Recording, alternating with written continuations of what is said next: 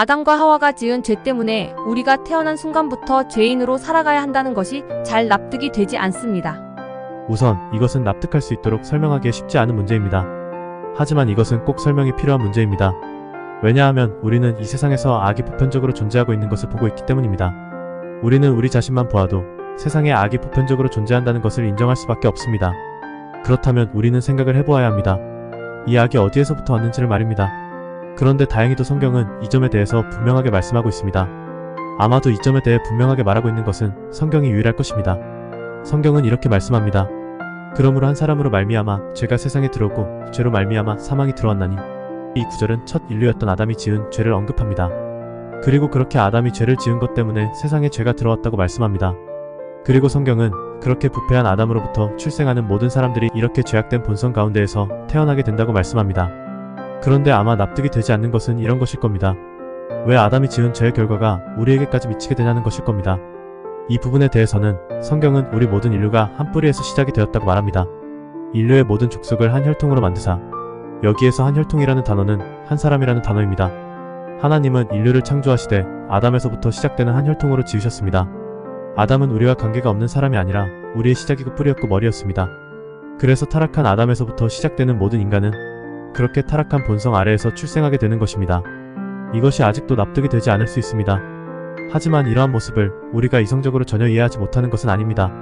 예를 들어서 어떤 한 나라의 왕이 다른 나라의 포로로 잡히고 그래서 한 나라가 포로국이 되면 그 나라에서 출생하는 모든 사람들은 포로의 신분이 됩니다. 이것은 너무 안타까운 일입니다. 이것은 안타까운 모습이지만 우리가 이러한 모습을 전혀 납득하지 못하는 것은 아닙니다. 물론 이해시는 지금의 주제를 정확하게 설명하기에는 부족함이 많습니다. 하지만 우리가 이런 모습을 어느 정도 받아들일 수 있는 것은 사실입니다. 또한 우리는 이렇게 우리가 아담 안에서 한 사람이고 한 혈통이라는 말씀을 받아들이는 것이 더 유익합니다.